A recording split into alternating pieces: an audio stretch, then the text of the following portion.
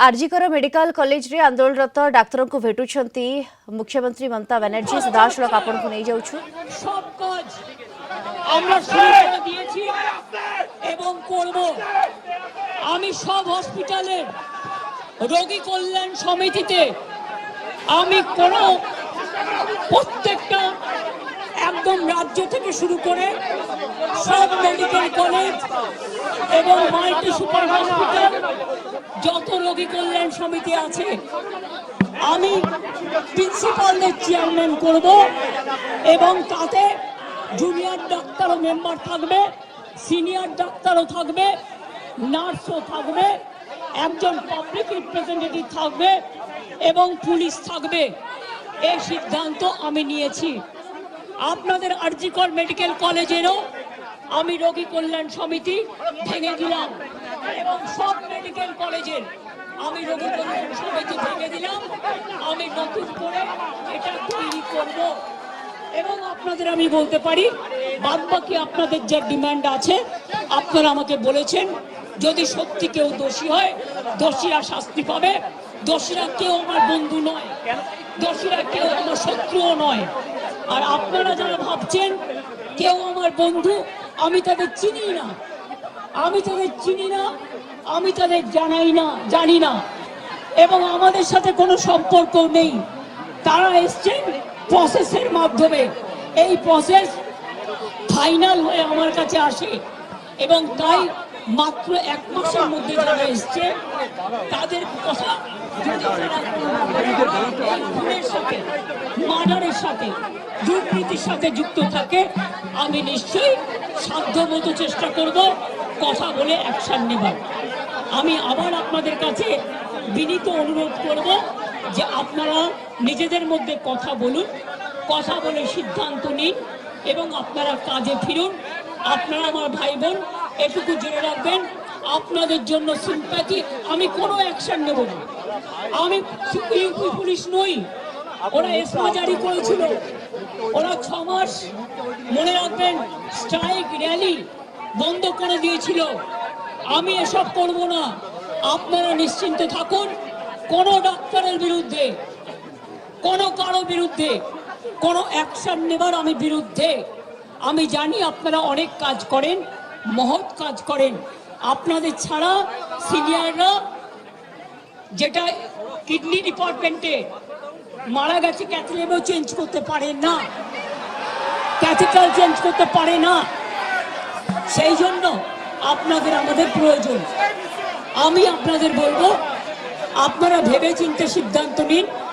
আর যদি আপনারা আমাকে বিশ্বাস করেন, আমি যখন আপনাদের ধর্ণা মঞ্চে আসতে পেরেছি আপনাদের একজন সহযোদ্ধা হিসেবে, তখন মনে রাখবেন যে আমি আপনাদের, যদি আপনারা বিশ্বাস ভরসা রাখেন, বাদ বাকিটাও মনে রাখবেন আমি আস্তে আস্তে করে, একদিনে তো সব হয় না, করতেও সময় লাগে, আমাকে একটু সময় দিন।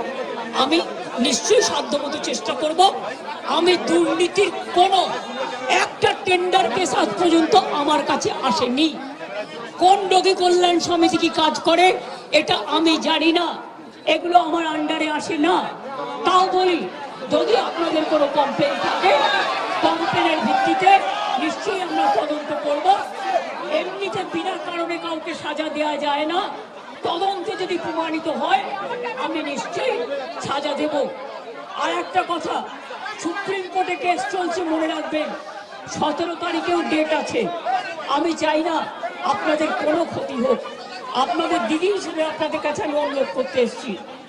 আমি মুখ্যমন্ত্রী নই, আমি মুখ্যমন্ত্রী হিসেবে বলতে আসিনি, আমি আপনাদের দিদি হিসেবে বলতে এসেছি। যাতে আপনারা না ভাবেন হ্যাঁ আমি চিফ মিনিস্টার আছি, আমি একটা পার্টিও বিলংস করি, কিন্তু আপনাদের কাছে এসেছি যদি বলেন as a chief minister, as a elder sister এবং আপনাদের আন্দোলনের সমব্যথী এবং সমসাথী, তাহলে আপনাদের অনুরোধ করব আমার কথা শুনুন। আগেও আপনাদের সমস্যা আমি সমাধান করেছি এবং আবার আমি করবার চেষ্টা করব। আমাকে একটু সময় দিন। ভালো থাকুন, সুস্থ থাকুন। আর একটা কথা বলবো,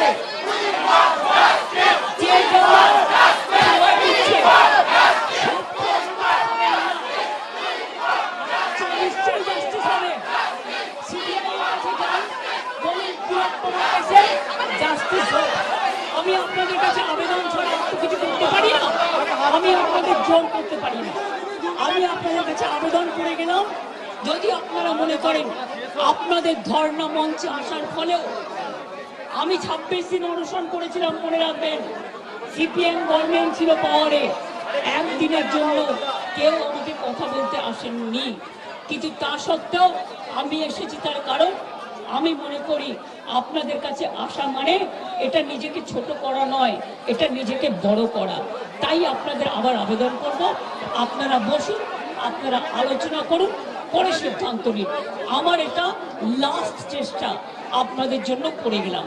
বাদবাকিরা যদি আমার উপর ছেড়ে দেন, আপনারা জাস্টিস পাবেন, আপনারা ইনজাস্টিস হবে না, এটুকু আমি বলতে পারি। অনেক ধন্যবাদ, নমস্কার, এবং আপনাদের সকলকে অনেক অনেক ধন্যবাদ জানাই।